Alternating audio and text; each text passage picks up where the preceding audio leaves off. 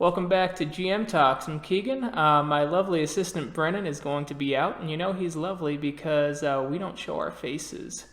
I'm joined by Andrew Logan. He's going to be talking about some of the games he's running and some of the tips. Some tips. Well, I don't know how much I'll be available on the tip situation, but I'll try. All right. Well, tips being how you process and do the information yourself, right? Like, everyone does it differently, so if someone listens to how you run a game, I figure they might go, that's a good idea. Oh, absolutely, absolutely. I believe you were telling me that you were running Strad. Yeah, so Strahd is the third fifth edition campaign I've tried to run. Second time I've tried to run Curse of Strad as well. And it is going fantastic. We started just after all the quarantine stuff went down. So one of the players I've never actually met face to face, even though we live in the same town. But that's going really well. I've been trying to adapt it to make it fun. Okay. Just adding a lot of little things that make me happy as a DM. Stuff that kind of trolls the player and makes them scared at the same time. Oh, give us an example of one of those. So this is the best case, and I think the players have figured this out. But there's a creepy doll maker in one of the towns of Barovia, and he's been commissioned by Strahd to create dozens upon dozens of the same exact doll. And so I've been having Strahd send out these dolls via innocuous ways, like having them just dropped in the middle of the road, having them being put into the players' knapsacks at night. And the players are freaking out about this because it's the same creepy doll with that same creepy smile, and they're like, this is a magic doll of some sorts. When in actuality, it's Strahd trying to figure out a good way to scry on the players. That's actually pretty good. It actually kind of reminds me of. Do you ever play Dungeon Crawl Classics? I have not. Because of your meme page, the bunch of geeks, I've been wanting to try it, though. Okay, there's a setting called Shutter Mountain, and it's essentially fantasy Appalachia. Okay. And they get transferred to like old abandoned like witch moonshiners, Uh, and it's a level 0 funnel, so everyone who dies, or there's going to be just a lot of character death in general, yeah. and everyone who dies later on, they will find a corn husk doll of the character who died. Oh, that's fun. And then partway through the adventure, they come alive and then start doing just 1 point of damage as they swarm the players if they do it. And sometimes the player is unfortunate and they just hoard all of them thinking they're important. And then all of them come to life and they're just swarmed and eaten by these corn husk dolls. Yeah. It kind of reminds me of that. It's one of those things where, like, I'm playing on the tropes of horror with that. Like Annabelle and Chucky, where the players are like, this is terrifying, what's going on here? And it's one of those things where it's fun for me to sit back and giggle to myself because I know what it is. Mm-hmm. I think as a DM, that's one of the things we need to focus on is there's two games being played. You have your upfront players playing D&D or whatever system you want to talk about, and the DMs are trying to extract enjoyment from them in some sort of fashion. So it's not so much a you versus me, it's like a more of a barter system of like, how much fun can I give you and how much fun can you give me back, essentially. So I certainly agree with that sentiment. Our last episode, we were definitely talking about GM enjoyment, so in our constant ramblings. Yeah, it's one of those things where, for me, the enjoyment comes from seeing reactions. I like telling stories. That's a big thing that really drove me to RPGs and other formats, such as LARPs or even more like collective storytelling. Is getting that, telling the story, seeing how we can collaborate. So it's all good time. But Yeah, going back to the Curse of Strad, my wife actually wanted me to say she's been enjoying it.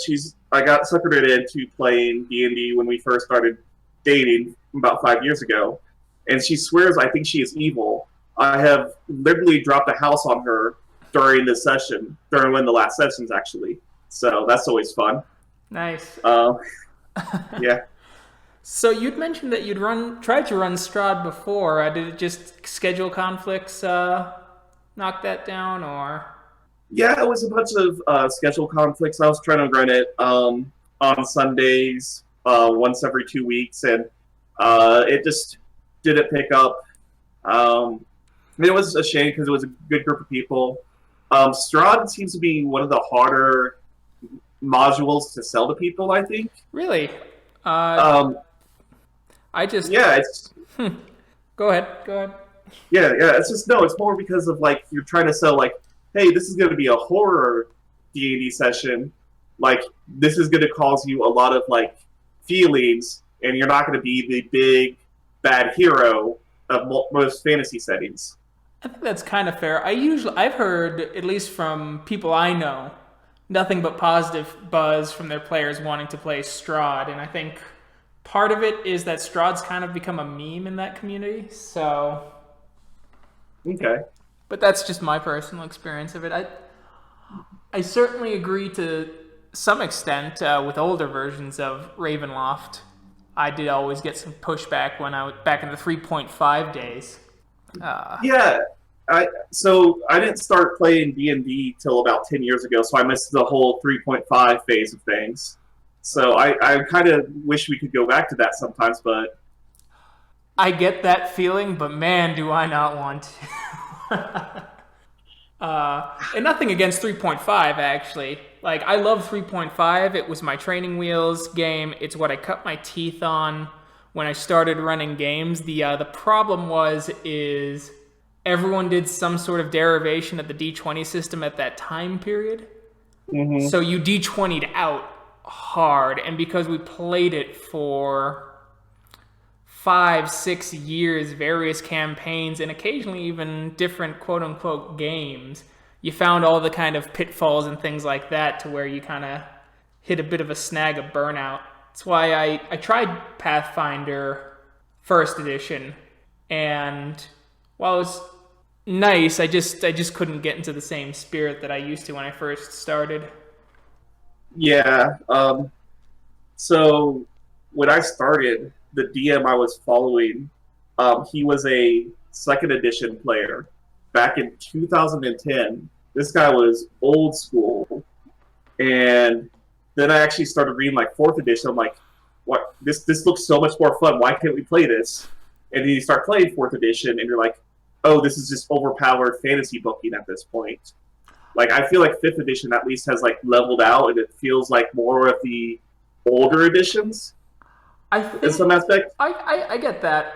There are certainly aspects of fourth edition I like, but I think the issue is for myself personally, it's not so much the high fantasy or overpowered thing. That's fine because the game was built to be balanced and it shows. It's why there's so much crunch with it. But there are things from fourth I actually implement in my fifth edition games because they're just good concepts, and I think Wizards of the Coast actually didn't include them in fifth because of all the fourth edition pushback. Okay. What are some examples of that? One is Minions, actually. Minions is a great concept. One of the greatest concepts fourth edition ever brought to the table. And that was because Minions was, you got a 10th of the experience for the enemy, but they only had 1 HP. So you could swarm them with a lot of little guys, and there were level 20 minions, so these things could go toe-to-toe briefly with a level 20 character, hit them, do damage, be kind of a threat in large groups, but you only had to hit them once and they were done. Yeah, I remember Minions. Actually, I tried doing my own podcast with a group of friends ages ago. It's never got off the ground. But we actually had a catchphrase one of the newer players was always saying. And so he was like doing all this damage, and then the DM was looking at us like, It was a minion. So Nice. And I just like that concept. The other concept I really like and I do implement in my game still is bloodied. And that's when an enemy had half HP and they got something extra. Or oh yeah, if they knocked someone else to half HP and that person was bloodied, they could do something extra to that person. So like for dragons, if a dragon is bloodied, if it didn't get its breath weapon back, it got its breath weapon back. okay. And that makes it... Yeah, I remember that. Yeah, Yeah. it makes it a bit more of a threat. It makes it a little more interesting. It makes it more engaging, quite frankly. I like the concept of dynamic fights.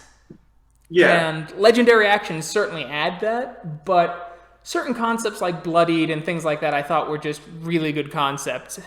Yeah, I might even look into that for some of my own games and everything. Yeah. Especially with, again, going back to Curse of Strad, you have the big bad of Strad there, so that could be easily played around with. So I do like the layer actions you can do, though. Oh, I think that's I a great absolutely addition. agree. Yeah, I absolutely agree to that. I think... No, I don't know if anyone had layered actions in 4th edition. I haven't looked at those books in some time. Going back to Strahd, actually, I've actually, as a GM personally, I've actually always had a bit of trouble running pre-made modules. I cut my teeth basically on doing original content and things like that. And so I never got into the habit of reading modules, picking ideas, things like that. There was sort of elitism, especially in those days, that kind of permeated the culture about that. And I kind of regret it because there are certainly modules I'd like to play, but I know that I get a little too strict and stringent with those modules. I ran Horror on the Orient Express last year, and I fell into a couple of those pitfalls. And so it's just a skill I haven't flexed. I know you said you're adding your own content to Strahd. What other things do you do for running modules to make it flexible so it doesn't feel like it's on rails? Well, Strahd's a little bit different because I feel like you can... It's a very big sandbox, and it's just a bunch of toys you can use. And you can pick and choose what toys you want and do not want to use. And you can choose to use it at any given time. I think that's, with a module like this, and also the Tomb of Horrors or Tomb of Annihilation from 5th edition, you can just pick and choose what you want to do, and you can just have fun with it. It's more about reading the room, reading the players, and the players have no idea what's in the book. I don't need to know everything in the book at a given time, so you just make it up. Okay. Who cares? I'm all about the story rather than mechanics. There's been times where I'm reading midway through a stat block and realize my players are not going to be able to handle this. Let's make this as a challenge as it should be, and we'll have it end when it seems appropriate to end. It doesn't matter how much HP this thing has. That's so. Fair. I for certain games, especially fantasy games, because I don't usually go high fantasy. I go more sword and sorcery. Okay.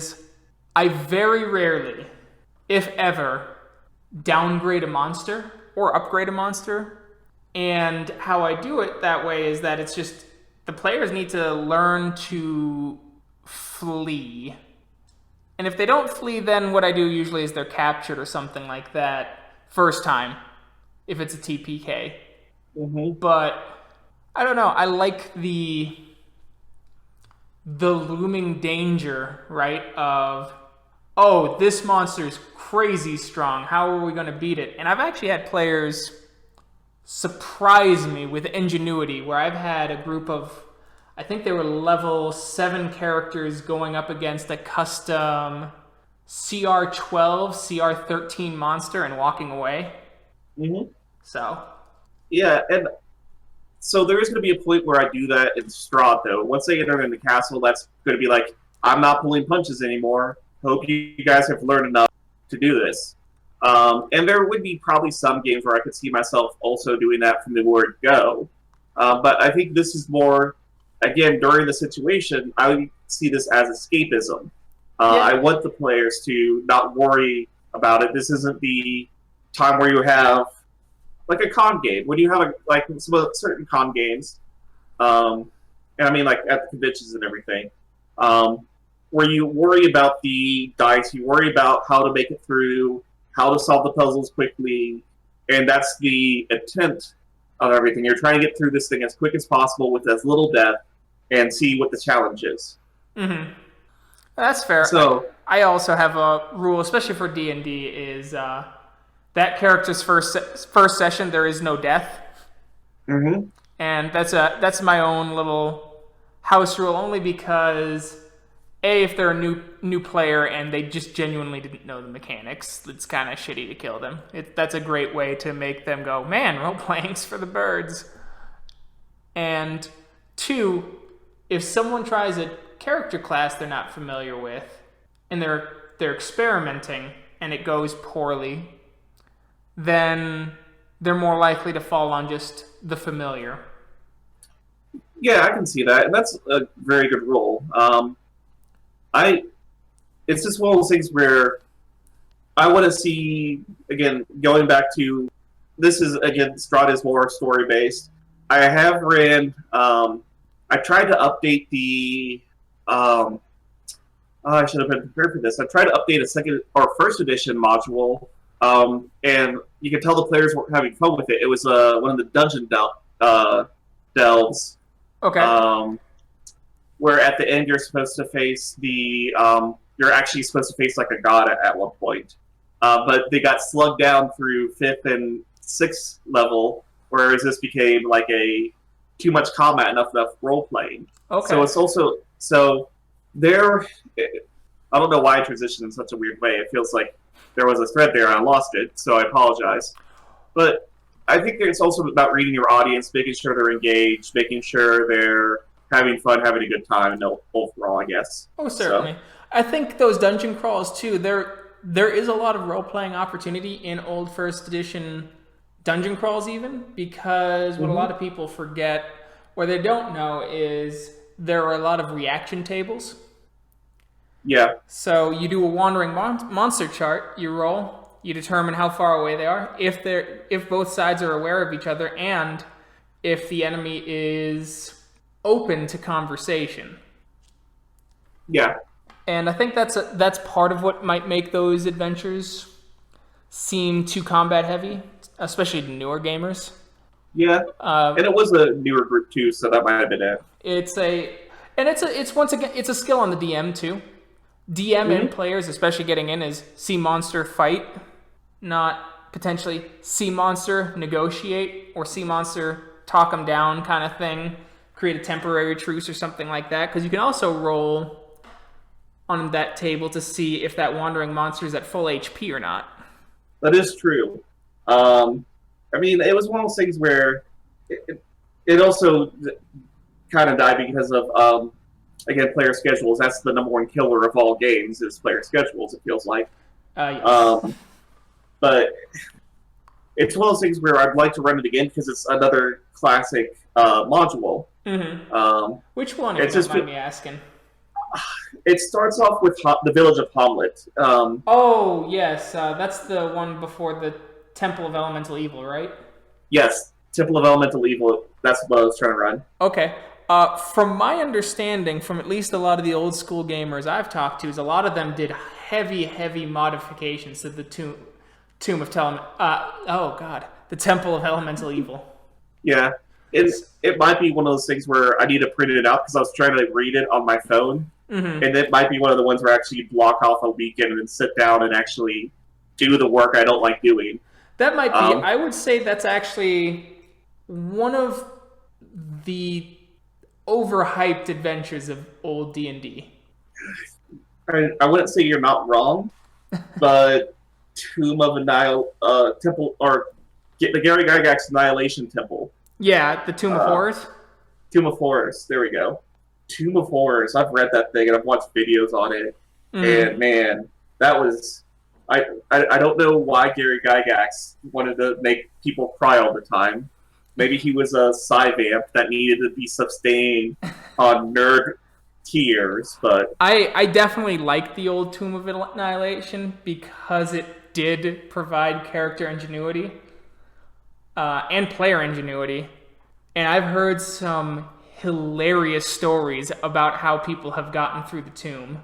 My favorite one was apparently some players heard about the tomb and then went on an adventure and bought every livestock animal within a 10-mile radius of the tomb and then just grindhouse them through, triggering all the traps, and got to the end. Oh, that's smart. And so it's like Dark Souls, right? Like the Tomb of Horrors is supposed to be, yeah, it was hard, it was a grind, but when you get to the end of it, you feel accomplished. Yeah. Adventure I would recommend for you, if you are interested in trying out some old school adventures and just updating them, doing a one-to-one update to 5e, is Tomb of the Reptile God is a very good adventure. I've heard that too, and if I remember correctly, that starts off like a huge campaign if you go through like the next 2 modules as well. You can. I don't think it went into a huge campaign. I know there were 3 sequel modules, but the lovely thing about the first edition and the basic edition actually modules is you probably weren't going to hit the end level if you did the whole adventure. So it was supposed to be that you could throw in tons of those modules in your game and still hit all of them and be within the levels you needed. Yeah. That's on the list. I think the next game I really want to run is, and it might be like seeing where the players are feeling, is probably Castle White Rock from DCC. Oh, okay. It's one of their 3E. Okay. And again is similar to Temple of Elemental Evil. I need to download it and read it, but this, like, the tagline catches my eye. It seems really interesting. And there's also, I'd like to maybe run some more modern stuff as well. Stuff like Mage, Changeling, even maybe like an updated Call of Cthulhu modern setting. Okay. So that, yeah. Yeah, no, I run lots of games, man. I get it. I have so many books that I want to get to.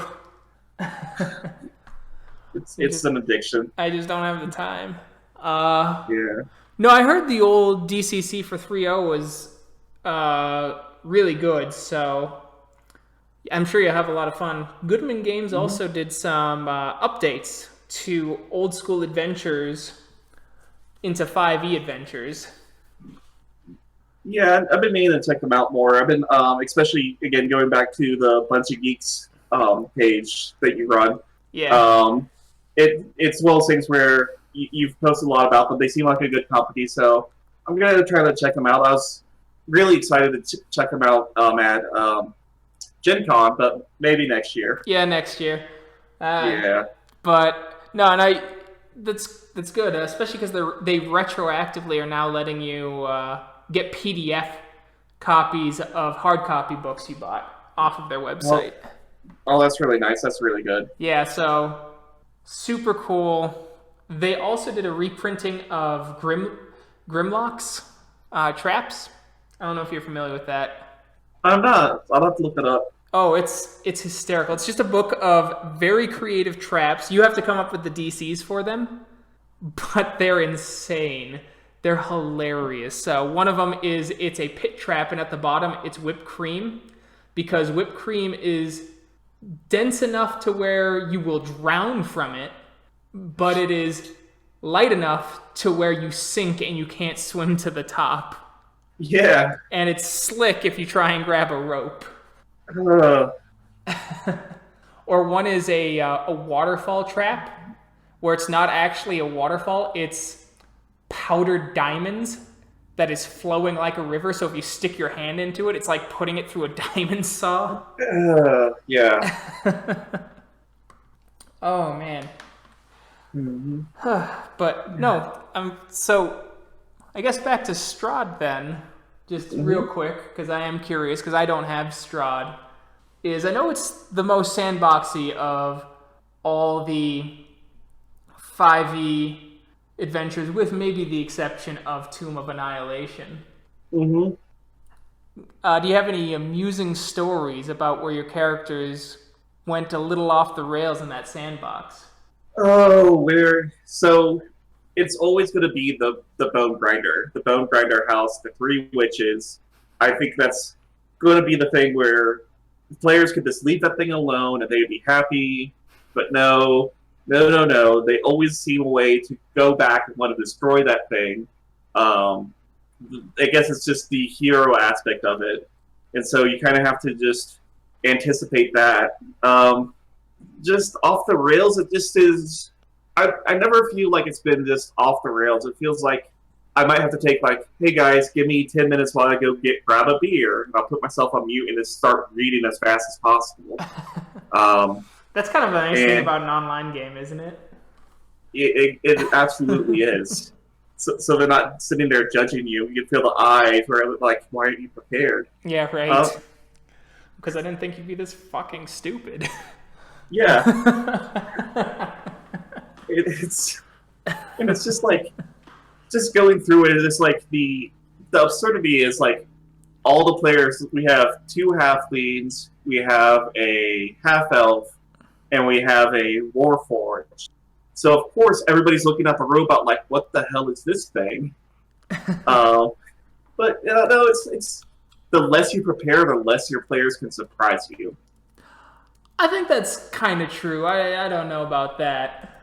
Uh, but I'd mentioned it in the last one. For my homebrew games, what I do is I just write down, especially for story heavy games, is I write down what the antagonists are doing and what will happen if the players don't intervene. Ooh, yeah, And then just kind of go from there. Then you have clear motivations and you have at least an idea of how the person would react and try and course correct, right? yeah. So to be fair, like when I say the least prepared, like I have a general idea of where players are probably going to go and everything and how it's going to happen. Yeah. But it's one of those things where like you're expecting one battle and then they go do another one. It's like, okay, fine, I kind of know where this is going to go as well. Mm-hmm. Um, let's what's helped me prepare for that is because I used to LARP, I used to do storytelling for that as well. So that is a completely different skill set, but you kind of learn that you have to be at least able to be on your feet for that. And Okay. go into the same thing. What you're saying about is you do have stuff written down or in the back of your head. If they do X, then Y is going to happen. But if they don't do X, Z is going to happen. So that's one of the things where if you feel like you're burnt out on like tabletop or you're burnt off just trying to do tabletop DMing, maybe go look at trying to LARP and ST in that sense. The community, I think, is great still, despite what people think. But you can you can find good people there, and it's always again going back to the give and take of story elements, I guess. Yeah, no, Like certainly. yeah, the sharing of feelings. So that leads me, you just gave me a great question to ask you then. And you touched on it a little bit, but I know you mentioned that they are different skill sets, GMing a LARP and GMing a tabletop, but what skill sets do you think cross over, and which skill set, and how do you think GMing for a LARP has strengthened you as a tabletop GM? So the thing is, that's a tough question. We only ask tough questions here. Yeah, yeah. I thought this was going to be a softball interview. Come on, man. Not at all.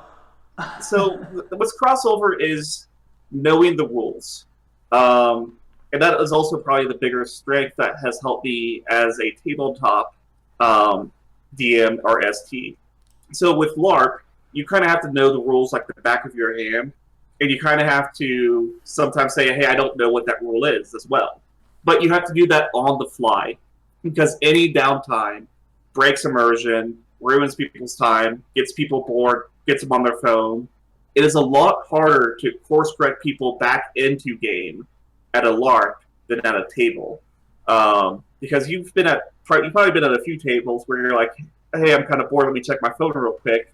But 2 minutes later, you can get back into the action. Yeah. I don't think that's the same for for LARPing. So learning the rules would be one of the big ones. Also, again, going with the flow. I think I've mentioned this a few times. You kind of have to see where things are going, and kind of just course correct on the fly. One time I was doing a convention game, and it was only about 20 people, and it was just myself while I wait for one of the other people to get ready. And I showed up to interact with this one guy, and it's like, oh, you're the big bad evil guy. Let's all try to pile on you. So I had to be like, he ducks out using this power, and it was like, okay, that's fine. But I wasn't expecting them to pile on this guy. He came in as an ambassador. People recognized who it was way too quickly. So got it. Yeah, so it's fun. I do miss it. I haven't done a LARP since October, so that's actually no September. September was the last time I was able to go to one, and it's just again, if you have the opportunity, try it out. Like Gen Con has a few good LARPs. Some not even associated with any like organization. Also try out mega games. If you're into board gaming as well, mega games are like a hybrid between role playing and very crunch heavy mechanics. So those are also fun. I've ran 2 of those at the last Gen Con. Prior to the last time I'm running anything like that, to be honest, it's just too much of an ask for my time at Gen Con because I only get to play tabletops as a player at convention games. So that took out of like, I could have gone to like 3 different games during that time period. I guess so. Yeah. Yeah, that's about the time I go as a player as Gen Con as well. I'll be running still this digital Gen Con. All right, you have to let me know because I was actually excited to see you're going to be running stuff because I see your page, I listen to your podcast, and I was wanting to see your style in person as well. Oh, okay. And also, I'm all for supporting people. It's tough to get like to run things, to be honest, because sometimes it's like, man, is it really worth my time? Are people having fun? Just always like, players listening, tell your DM thank you. Buy them a 6-pack of beer every once in a while. They appreciate that a lot. Or buy them some good, nutritious meals. That's also really appreciated. Yeah, no, I lucked out with my thing with Gen Con because I had met Dave from the Wrecking Crew, who, if he listens to this, he better know he's going to be on this fucking program at some point. And I'll cuss less, Dave. Don't worry. And he met me at the Grand Masquerade, and then I went to a Gen Con as a player. He liked how I played, and then he asked me to run the next year, and then I ran again. Okay. Was that the same the Grand Masquerade we met at, where I was... yeah. For lack of better terms, gone. Yeah, trust me, me too, man. Yeah, that was fun. I'm going to miss those. Yeah, no, that was fun. It was my first LARP experience. Mm-hmm. But then I got in with the Wrecking Crew, played with them, played a couple games, had a lot of fun. And it got me my door into running games with Gen Con. I've enjoyed it every time. Yeah, and thank you. It takes a special breed. I'm trying to, if I was to like try to join a group for Gen Con, I want to try to get in with NASCRAG. If you've heard about them. I don't think I have. Okay, so they are technically the longest running tournament at Gen Con. Okay. So it started off when the founder tried to get into one of the first Gen Con D&D tournaments, and they were filled up. So he was like, fine, I'm going to start my own tournament. And this was 40 years ago, I think it was. Okay. And they, great group of people, really appreciate the games they've run. I've played in 2 of their games, and again, it's tournament style. And last year, me with my wife, as well as 4 other people, because we got part of a pickup game, were able to secure 4th place. And with this tournament, they're focusing more on the role-playing aspect. They're focusing more on how you solve puzzles and how you stay in character. Okay. So it's one of those things where you could be. It's very rules light. They use Pathfinder as their back-end system, but it's a good time. I suggest checking them out next time you can. So. Okay. Mm-hmm. I know Goodman Games does a DCC or an MCC tournament game every Gen Con. I think there was the first year I went to Gen Con, they didn't actually, and that was the one that I could actually be as a pure player, so go figure. Yeah. But yeah, you get signed up, you go in with your team, you choose, it's 5 people, you get to choose from every character class there is. And you go in, and I guess this year they're going to actually do a funnel tournament game. Oh. And that sounded fun as hell. Yeah. And every time a character dies, the DM holds up their hand and they ring a gong. Oh, that's too funny. And then if the whole team gets through, your characters get resurrected for the next level. That would have been fun. Yeah, I'm gonna miss Gen Con this year. It's one of the few times because I moved about a year ago cross country, and now it's one of the few times I can see some of the friends from out back east. So, yeah, this is gonna be a big miss, but I'm glad they took the right precautions and everything. So, yeah, it was the right call. Certainly the right call. And you know, digital convention is fine. I probably will take my laptop and plug it directly into my modem just to be safe when I run for Gen Con, because sometimes I know my voice can click in and out when I'm running the podcast, actually, and I have to re-say things, and those parts get cut out. My editing makes it seem like we're all a bit more witty than we actually are.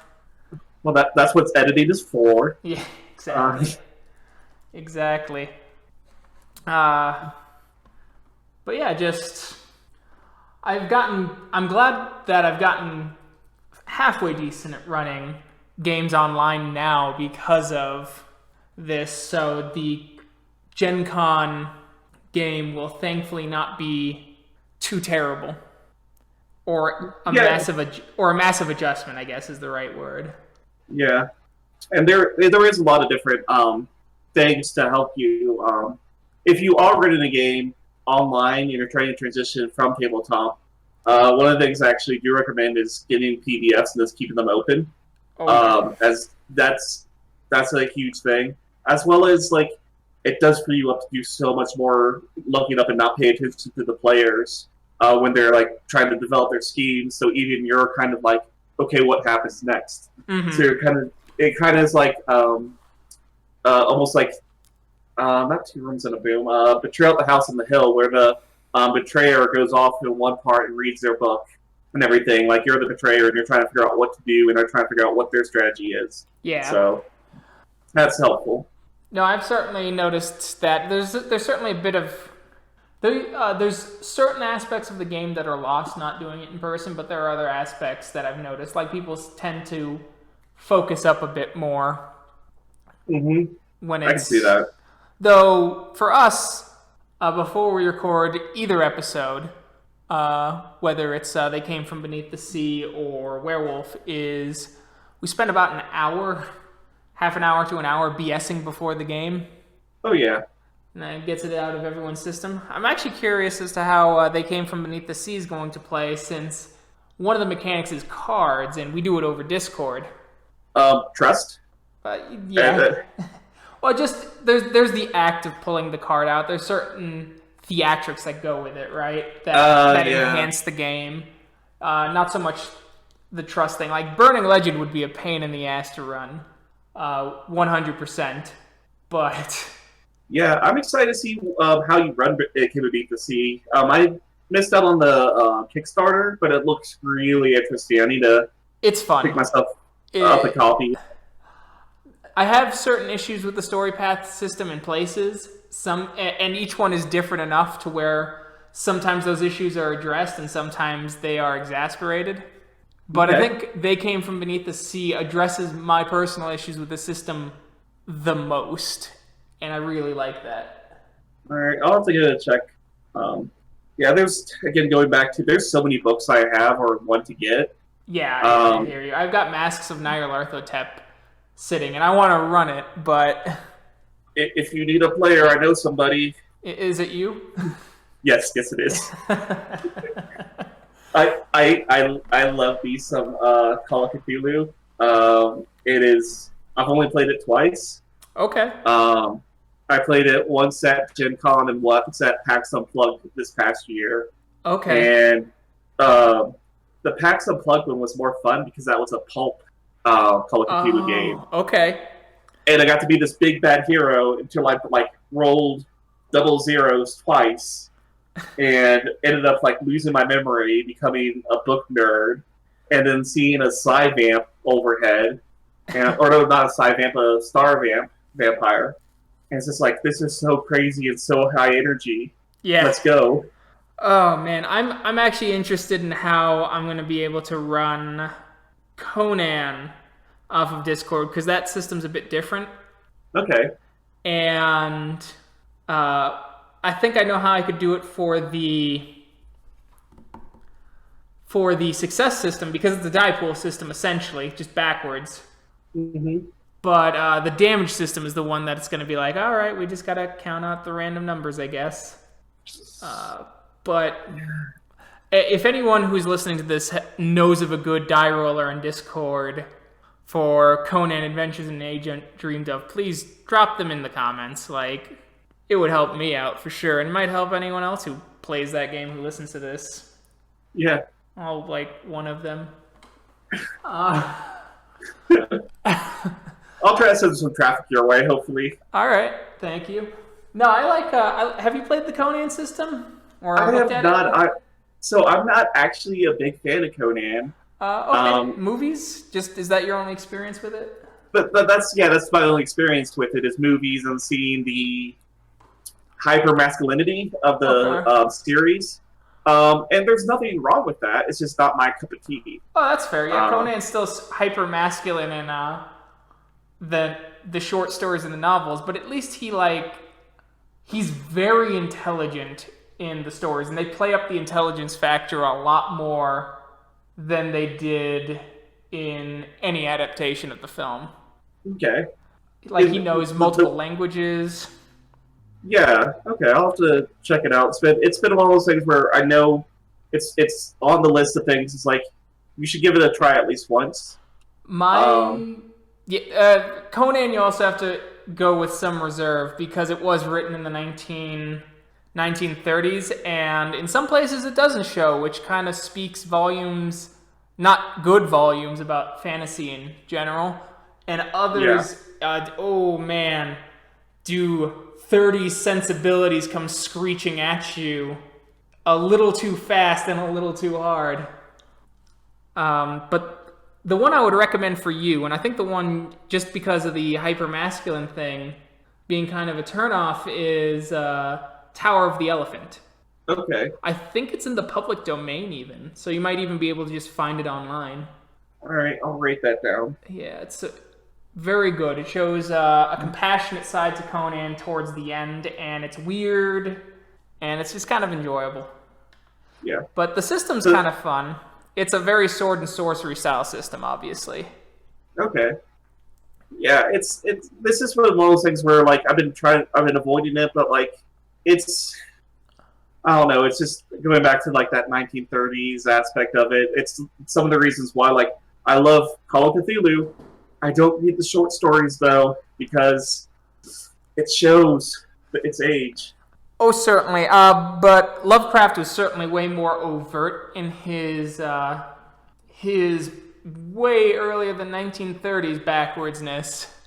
Yeah. Howard, at least, claimed to be a feminist, and he at least tried to give females roles that included motives and, agency beyond just who Conan was, which is That's more huge. than a lot of... Huge for the time and huge for fantasy now, Yeah. quite frankly.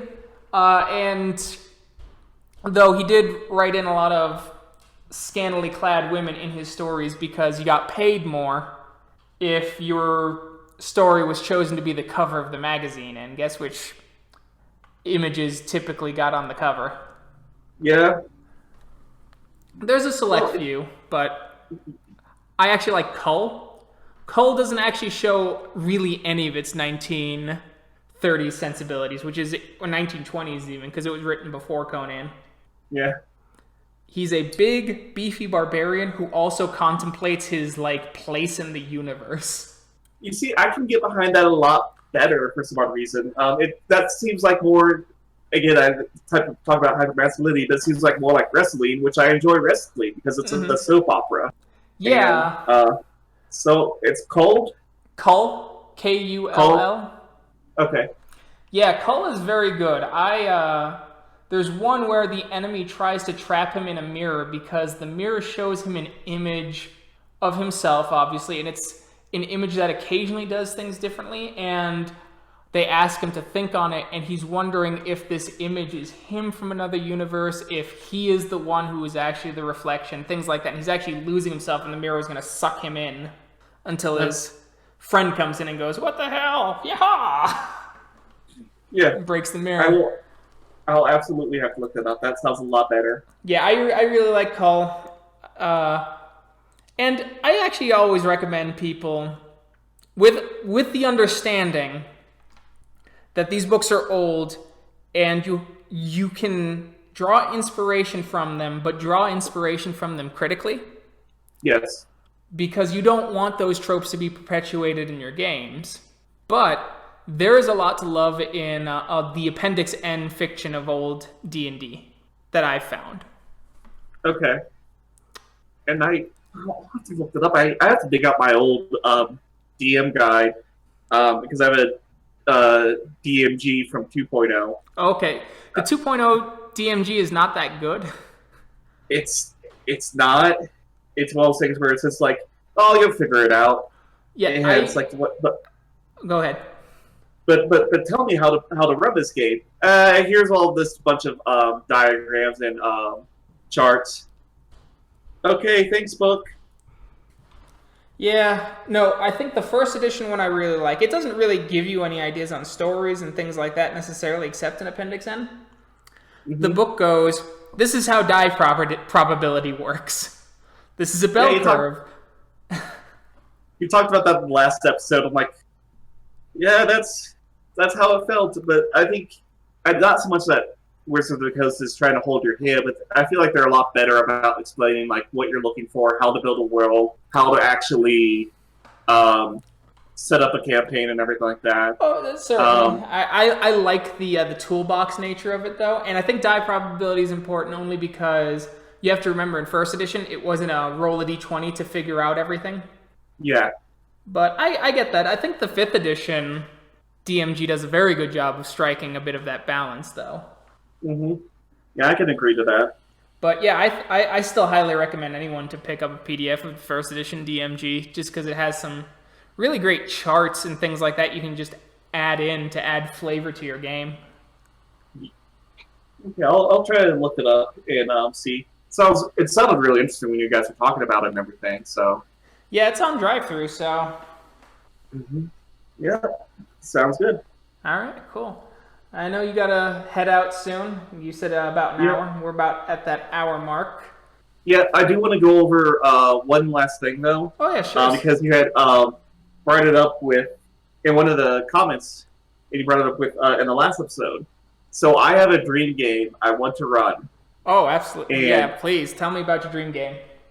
It is never going to happen because I want to run 5 different systems with 5 different players. And so the concept is it's a multiverse type thing. You'd start off with like D&D for 1 player, like a Lord of Darkness, Call of Cthulhu, some like Savage Worlds, the Atomic Edition, and you have them create players and you travel this multiverse, trying to chase down people, trying to figure out what's going on. You find like a mentor in one world, and you just go through. Every time you change worlds, you change characters and you change systems, and that's just insane to me. But it seems like one of those things where it can be very thematic in using the crunch to influence the fluff in Yeah. a certain way. And like I already have the big bad ending going on. So again, going through like Savage World, Changing the Lost, Call of Cthulhu, and you finally go to jump after like this person, and you come through this huge tower, and you feel unfamiliar. You don't know anything about this world. You feel strange, and you go and you look down at your hands, and in a moment of terror, you realize your hands have been changed to paws, and that's where we're leaving off. Nice. Okay. Yeah, no, certainly. I've had a similar idea. You've probably seen the post, the Crisis on Infinite Games. Yes. Very similar to that. I like that idea, though. I always enjoy the idea of system hopping. Mm-hmm. I think that's a lot of DM dream games. And then players are like, I got to memorize 5 different systems? No. It's just insane. It is, but God, it's a dream, man. It would be. Anyone else want to run a Crisis on Infinite Games world? Drop the comments down below as well, because I'd be interested to see what games you would include in your Crisis game. No one's gonna run that. If you've ever done it, I applaud you. You're a bigger man than me. Right, exactly, and you got great players. Cherish them. Yes. Really, I have like 20 dream games. I can probably bring up a different one per episode. Yeah. I also want to run a 20-person like wrestling online game where you actually create the storylines and have it be organic though. But it's again trying to find 20 people, and it's at that point it's like, well, I might as well just have a LARP. Well, why not? So. Yeah, and especially an online game, right? Like an online game would be even crazier because everyone's going to unmute at the same time, and you're going to be inundated with like at least 6 people, right? Oh, that's why you would do it via like WebEx, where I can control who to mute and unmute at any given time, have people raise their hands and everything, make it almost like a job. Oh God. Oh man, I'm not sure if I'm behind the concept of making an RPG I feel like a job. I know that's one of the issues that you'd have to deal with. So. Yep. No, I hear you. Yep. All right, Andrew. Is there any place you got social media or anything that you think people should be able to follow you at? No, not at this time. But I do appreciate you doing this. I think it's kind of cool that you just kind of are just hopping on, having people tell their stories. So make sure to like and subscribe this episode, I guess. Yep. Like and share. Like and share. There we go. Like and share. Like and share. We're on YouTube, Podbean, Archive.org. You can find us on the Bunch of Gamers Facebook page. I think Twitter's a cesspool, so I'll never go there. I'll talk to you all later. Bye.